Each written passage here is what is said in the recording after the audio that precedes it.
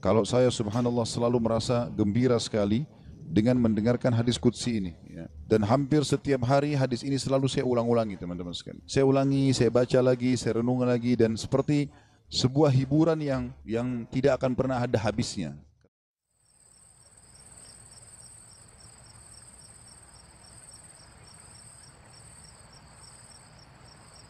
Hadis ini adalah hadis qudsi dan cirinya adalah sebagaimana sudah kita pelajari dari awal, Rasulullah SAW bersabda, lalu Allah yang maha tinggi atau maha suci berfirman.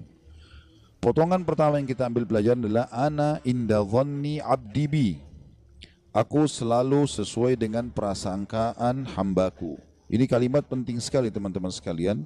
Selalu dengan prasangkaan hamba. Jika dia berprasangka baik kepadaku, maka dia mendapatkan kebaikan itu. Dan jika dia berprasangka buruk, maka dia akan mendapatkan keburukan. Ya. Maknanya, apapun yang sifatnya kita dapatkan teman-teman sekalian, sifatnya baik, maka misal kita dapat nikmat makanan, kita dapat nikmat kesehatan, apa saja, lalu kita sangka baik dengan Allah, oh ini berarti Allah sedang melimpahkan nikmatnya pada saya, alhamdulillah. Itu sudah umum orang bisa lakukan. Tapi kalau dia dapat musibah, dia sakit, kehilangan harta, ditipu orang, gitu kan? Dia di sini juga dibutuhkan untuk sangka baik dengan Allah. Kalau dia sangka baik di sini, dia akan dapatkan kebaikan. Misal dia mengatakan, mungkin Allah akan bersihkan dosa-dosaku, mungkin Allah akan tinggikan derajatku, maka dia dapat.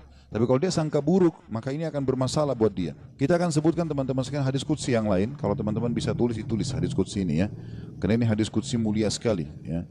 Kalau saya subhanallah selalu merasa gembira sekali dengan mendengarkan hadis qudsi ini ya. Dan hampir setiap hari hadis ini selalu saya ulang-ulangi teman-teman sekalian. Saya ulangi, saya baca lagi, saya renung lagi dan seperti sebuah hiburan yang tidak akan pernah ada habisnya. Karena ini hadis qudsi, hadis sahih di mana Allah Subhanahu wa taala menyampaikan kepada kita berita gembira tentang orang-orang yang mau berprasangka baik dengan Allah. Allah berfirman, wahai anak Adam, artinya kita semua manusia dipanggil. Jangan pernah engkau takut kepada siapapun yang mempunyai kekuasaan, selama kekuasaanku ada. Dan ketahuilah, kekuasaanku tidak akan pernah punah selamanya. Wahai anak Adam, jangan pernah engkau takut dengan kesempitan rezeki, karena perbendaharaanku penuh. Dan perbendaharaanku tidak akan pernah punah selamanya. Wahai anak Adam, ini potongan yang ketiga dari hadis. Kalau tertinggal langkahin dulu, nanti kita kembali. Jadi Allah Subhanahu wa taala tidak mau kita capek ya. Di sini dikatakan Allah berfirman, hai anak Adam, aku ciptakan kamu untuk beribadah. Maka jangan engkau main-main. Aku menciptakan engkau untuk beribadah, maka jangan kamu main-main. Tadi potongan pertama, kalau ada yang tertinggal silakan. Wahai anak Adam, jangan engkau takut pada siapapun yang mempunyai kekuasaan selama kekuasaanku ada, dan kekuasaanku tidak akan pernah punah selamanya. Kemudian potongan kedua, wahai anak Adam, jangan pernah engkau takut dengan kesempitan rezeki, sedangkan perbendaharaanku penuh dan perbendaharaanku tidak akan pernah punah selamanya. Wahai anak Adam, aku ciptakan untuk beribadah, maka janganlah engkau main-main, dan aku tentukan rezekimu, maka tidak perlu kamu capek. Tentu anggota tubuh kita bergerak, hati kita bertawakal ya. Aku ciptakan engkau untuk beribadah, jangan engkau main-main, dan aku tentukan rezekimu, maka tidak perlu engkau capek. Demi kemuliaanku dan keagunganku, demi kemuliaan dan keagungan, jika engkau ridho terhadap pemberianku, maka aku akan tenangkan jiwa dan ragamu. Jika engkau ridho ya, terhadap pemberianku, maka aku akan tenangkan jiwa dan ragamu. Jika engkau tidak ridho dan engkau akan mulia di sisiku, Jika engkau tidak ridho, tadi ya, demi kemuliaanku dan keagunganku, jika engkau ridho dengan pemberianku, maka aku akan membuat jiwa dan ragamu tentram, dan engkau akan mulia di sisiku.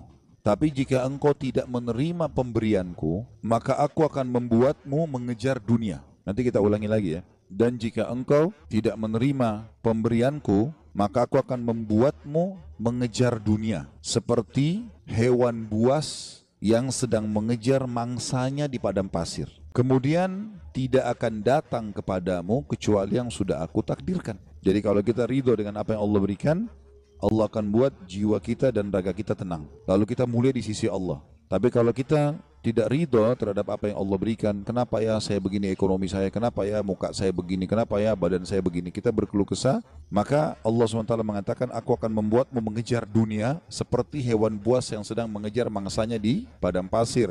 Kemudian tidak datang kepadamu kecuali yang sudah aku tentukan juga. Makanya capek sekali. Jadi orang beriman itu santai saja. dia akan dapat semua apa yang Allah janjikan. Tidak perlu capek-capek. Nah, orang yang mengejar dunia berlebihan justru orang karena tidak bisa menerima takdirnya Allah atau tidak ridho dengan pembagiannya Allah. Wahai anak Adam, aku telah menciptakan langit dan bumi dan aku tidak pernah sulit menciptakan keduanya. Maka apakah kau pikir aku akan sulit untuk mengurus rezekimu? Wahai anak Adam, jangan pernah engkau minta rezeki untuk esok hari, sebagaimana aku tidak pernah meminta kepadamu amal esok hari. Wahai anak Adam, sesungguhnya aku mencintaimu, maka atas hak itulah cintailah aku. Kita ulangi hadisnya. Allah menyebutkan dalam hadis qudsi, wahai anak Adam, jangan pernah engkau takut dengan siapapun yang berkuasa, raja, presiden, siapa saja, selama kekuasaanku ada, dan kekuasaanku tidak akan pernah punah selamanya. Wahai anak Adam, lanjutan yang potongan duanya, jangan pernah takut dengan sempitnya rezeki, sebab perbendaharaanku banyak, penuh, dan perbendaharaanku tidak akan pernah habis selamanya. Yang ketiga, wahai anak Adam, aku telah menciptakan engkau untuk beribadah, maka jangan bermain-main, dan aku juga sudah menentukan rezekimu, maka tidak perlu engkau capek. Jadi di sini anggota tubuh kita berusaha, hati kita bertawakal. Demi kemuliaanku dan keagunganku, jika engkau ridho terhadap pemberianku, ridho dengan paras wajahnya, tubuhnya, pasangan hidupnya, anaknya, maka aku akan tenangkan jiwa dan ragamu dan engkau akan mulia di sisiku. Dan jika engkau tidak ridho terhadap pemberianku, maka demi kemuliaanku dan keagunganku, aku akan bebankan kepadamu dunia, atau aku akan membuatmu mengejar dunia, sehingga engkau berlari-lari mengejarnya seperti hewan buas yang sedang mengejar mangsanya di padang pasir. Kemudian tidak datang kepadamu kecuali yang sudah aku tentukan. Wahai anak Adam, aku telah ciptakan langit dan bumi, dan aku tidak pernah merasa susah dalam mengurus dan menciptakannya. Maka apakah kamu pikir aku akan capek dengan mengurus rezekimu? Wahai anak Adam, jangan pernah engkau minta rezeki esok hari, sebagaimana aku tidak pernah minta kepadamu amal esok hari. Kita tidak perlu sholat untuk besok, untuk lusa, untuk minggu depan, cadangan, tidak perlu. Sholat hari ini. Kita puasa hari ini. Ramadan tahun ini. Itu pun hari yang ada kita hidup, kita puasa. Kalau enggak ada. Gitu kan. Hari ini semuanya. Maka jangan kau minta rezeki besok kepadaku, sebagaimana aku tidak minta kepadamu amal besok.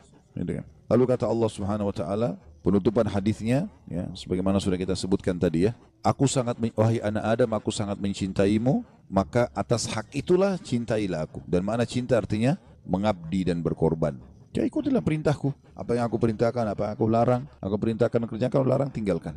Ini subhanallah hadis teman-teman sekalian. Setiap kali saya baca, saya pribadi yang merasa ketenangan jiwa. Udah Allah sudah tentuin semua. Dan ini sesuai juga yang pernah saya sampaikan teman-teman sekalian. Hadis yang perkataan Hasan Basri rahimahullah yang mengatakan, aku selalu tenang dan senang dalam kehidupan dunia karena dua hal. Aku selalu senang dan tenang karena aku tahu ajalku sudah ditentukan oleh Tuhanku. Udah, Allah sudah tahu kapan aku mati. Udah nggak usah aku pikirin kapan mati itu. Beramal saja. Aku selalu senang dan tenang dengan itu. Aku sudah tahu ajalku sudah ditentukan oleh Tuhanku, maka aku tidak perlu memikirkannya. Dan aku selalu senang dan tenang karena rezekiku sudah ditentukan oleh Tuhanku, maka aku tidak pernah berpikir untuk diambil oleh orang lain. Jadi kalau teman-teman misal lagi masuk dalam satu proyek berdua sama temannya, atau berapa orang sedang bersaing, lalu kemudian dia gagal, teman-temannya dapat misalnya. Jawaban sederhana, belum rezeki. Selesai. Karena biar kita berusaha setengah mati nggak bakal dapat itu. Sudah Allah tentuin. Seperti itulah. Dan tadi sudah kita jelaskan di diskusi tadi, kalau kita ridho dengan pemberian Allah, Allah buat jiwa kita dan raga kita tenang. Subhanallah, orang kalau misalnya mau makan udah habis, oh ya sudah, belum rezeki saya. Tenang jiwanya. Kenapa habis? Kenapa dimakan? Kenapa begini? Sakit hati, perutnya juga lapar. Jadi ini kaidah hidup yang luar biasa yang mestinya kita fahami ya. Di sini makna juga ana inda dhanni abdi bi, saya selalu dengan prasangkaan hambaku. Seberat apapun teman-teman yang sedang kita alami, terimalah berita gembira selama kita beriman, kalau itu pasti kebaikan buat kita. Sampai ada sebuah hadis qudsi yang lain, ya, kata Nabi SAW, Allah berfirman kepada para malaikat, batasilah rezekinya hambaku yang ini, karena kalau kau bukakan dia akan kufur. Dan luaskan rezekinya hambaku yang ini, karena kalau kau bukakan dia tambah bersyukur. Jawabannya sederhana, berarti kalau kita mau teman-teman sekalian rezeki kita terbuka segala macam, royal di jalan Allah, jangan perhitungan. Allah SWT akan buka, karena Allah tahu ini orang kalau dibukain tidak masalah.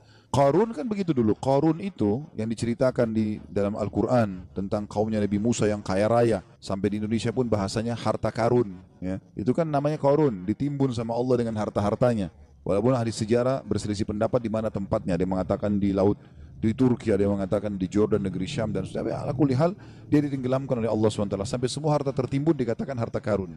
Ya. Qarun itu dulu orang soleh, luar biasa ibadahnya sama Allah. Sampai terkenal di pengikut Nabi Musa yang paling alim termasuk adalah Qarun. Miskin, rumahnya susah, bajunya kotor, makan tiap hari tinggal tunggu orang kasih. Sering Nabi Musa lewat, kirim salam sama dia, tanya kabarnya, titipin makanan.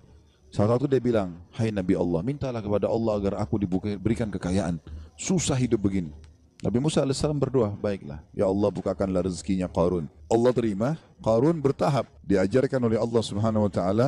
Tiba-tiba Nabi Musa AS berikan dia sedikit emas, ya, kemudian dia transaksikan, terus dia tertarik dengan emas itu. Dia mulai belajar bagaimana cara mengelolanya emas, sampai pelan-pelan dia punya kios kecil, lama-lama sampai dia punya produksi emas terbesar pada saat itu.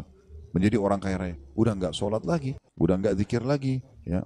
Udah mulai sombong, jalan di pinggir jalan sampai kereta kencananya semua pakai emas. Kemudian Nabi Musa AS utus orang-orang untuk ngumpulin zakat mal, dia nggak mau kasih. Lebih parah daripada itu, dia mengajak kaumnya dan membiayai mereka untuk memerangi Musa AS. Sampai akhirnya Musa AS berdoa agar Allah tenggelam dengan harta-hartanya semua. Jadi subhanallah, Allah itu memberikan dan Allah mengenahan, itu Allah tahu tentang kita. Ya ibaratnya seperti misalnya anak kita. Kita tidak bahasakan Allah punya anak. Ta'ala Allah, ya. Allah maha suci dengan maha tinggi masalah itu. Tapi ini Ibnu Qayyim rahimahullah memberikan contoh. Perumpamaan orang yang belum dikasih oleh Tuhannya Allah, perumpamaan seperti seorang anak yang sedang meminta izin dari orang tuanya untuk melakukan satu perbuatan atau berteman dengan seseorang. Misal bapak ibu punya anak, mau berjalan sama teman-teman, kita tahu teman-teman ini narkotika, orang merusak. Padahal anak ini tidak ngerti, dia bilang, ibu ayah izinkan saya. Kira-kira bapak ibu mau izinkan? Kalau kita pakai akal sehat kan nggak mungkin. Kita tahu anak ini walaupun dia mau, dia senang, dia gembira, dia akan rusak nanti. Kita nggak akan kasih, apapun risikonya. Ibnu Qayyim rahimahullah berikan perumpamaan seperti itu. Ada orang merengek-rengek sama Allah, Allah belum kasih. Allah lebih tahu, gitu kan? Ini hambaku ini kalau saya kasih, dia masalah nanti. Ada orang begitu subhanallah. Mungkin contoh kasus, ada orang anaknya meninggal masih kecil. Baik, mungkin dia merasa sedih. Tapi subhanallah bisa saja mungkin anak itu kalau besar buat masalah buat dia. Kita nggak tahu. Walaupun menurut kita mungkin tidak. Kan itu terjadi di kisahnya Nabi Khidir, ya kan? Dalam surah Al-Kahfi disebutkan, waktu Nabi Musa AS jalan sama dia, ada anak kecil jalan langsung dibunuh oleh Nabi Khidir.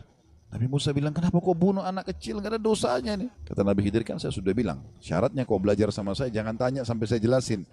Tapi yang jelas, Nabi Musa bertanya waktu itu, ringkas cerita, nanti akhirnya Nabi Khidir ceritain. Gitu kan?